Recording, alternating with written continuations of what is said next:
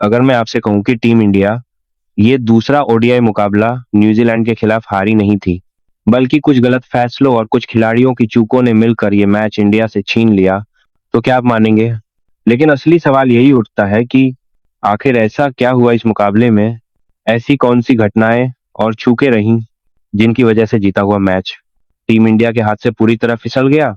देखिए, team India ने बहुत ज्यादा गलतियां नहीं की, बस एक दो ऐसी गलतियां कर दी जिनकी कीमत उन्हें पूरा मैच हारकर चुकानी पड़ी। अब सवाल यह है कि जो टीम इंडिया हमेशा जीत की आदी रही है, आज वही टीम हार का स्वाद कैसे चख गई? क्या आपने वो पूरा मुकाबला ध्यान से देखा था? जहां जहां इंडिया से चूक हुई, क्या आपने उन पलों को नोटिस किया था? अगर देखा भी होगा ना, तो भी यकीन मानिए आपने कई अहम बातें मिस कर दी होंगी। और अगर नहीं देखा, तो आज आप मैच से भी ज्यादा समझ जाओगे। तो चलिए, मैं आपको पूरा मुकाबला स्टेप बाय स्टेप समझाता हूँ। मैच की शुरुआत होती है नेशनल एंथम से।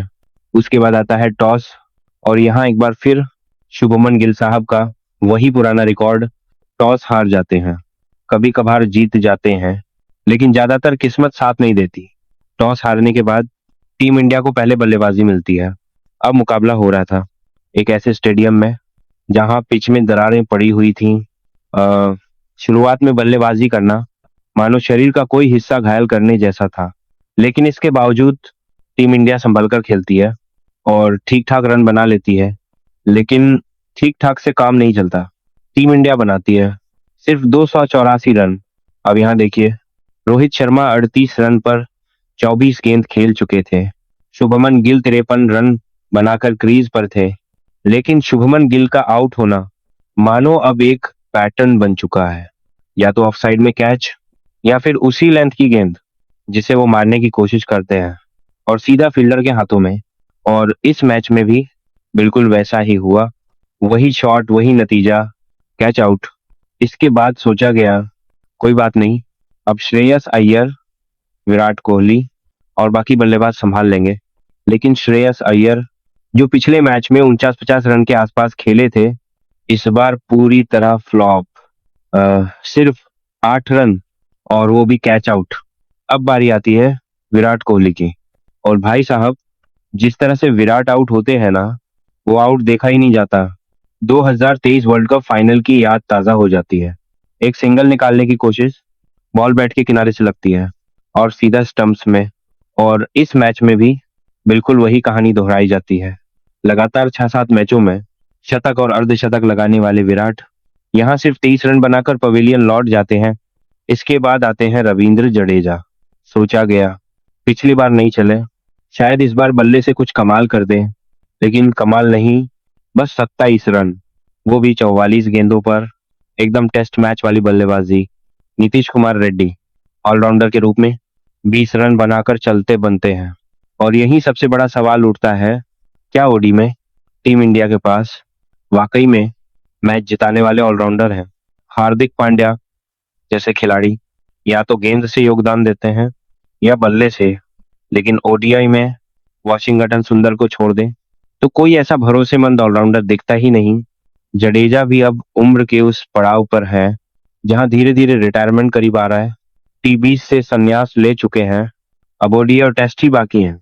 अब जब सब बिखर जाता है, तो अंत में एक ही नाम बचता है, केएल राहुल, जिसके लिए आप बस यही दुआ करते हो, हे भगवान इसी को बचा लो, यही मैच बचा सकता है।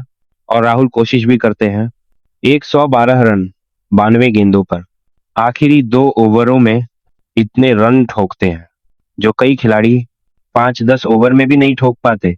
किसी तरह टीम इंडिया 284 तक पहुंचती है। 7 विकेट खोकर राहुल मानो कह रहे हो, मैंने लड़ने लायक स्कोर बना दिया। अब गेंदबाजों की बारी है। न्यूजीलैंड की पारी शुरू होती है। शुरुआत शानदार होती है भारत के लिए। हेनरी निकोल्स 10 रन पर आउट, डेवोन कॉनवे 16 रन पर आउट, हर्षित राणा और प्रसिद्ध कृष्णा शुरुआती विकेट निकालते हैं। ऐसा लगता है बस अब 1-2 विकेट और गिर जाएं, फिर दबाव बन जाएगा। लेकिन यहीं से मैच हाथ से फिसलने लगता है। आते हैं विल यंग, और फिर आते हैं डेरिल मिचेल। इन दोनों की साझेदारी टीम इंडिया तोड़ ही नहीं पाती। विल यंग 87 रन बनाकर आउट होते हैं। कुलदीप यादव की गेंद पर नीतीश रेड्डी का कैच लेकिन तब तक बहुत देर हो चुकी होती है। डेरिल मिचेल, भाई साहब ये खिलाड़ी जब क्रीज पे जम जाता है ना, तो लगता है आज ठोकर ही जाएगा। और वही हुआ। 131 रन, 104 की स्ट्राइक रेट से एक एक गेंद पर टीम इंडिया डूबती चली जाती है। न्यूजीलैंड 286 रन बनाकर सिर्फ 3 विकेट खोकर मैच जीत लेता है। टीम इंडिया 3 से ज्यादा विकेट गिरा ही नहीं पाती। अब सीरीज 1-1 से बराबर है। एक आखिरी मुकाबला बचा है। जो जीतेगा वही सीरीज ले जाएगा। लेकिन अगर टीम इंडिया हारती है तो सिर्फ एक नहीं, तीन तीन तरीके से बेइज्जती होगी। पहली, रोहित और विराट के रहते हैं सीरीज हारना। दूसरी, टीम में 5-5 कप्तान होने के बावजूद मैच हाथ से निकल जाना।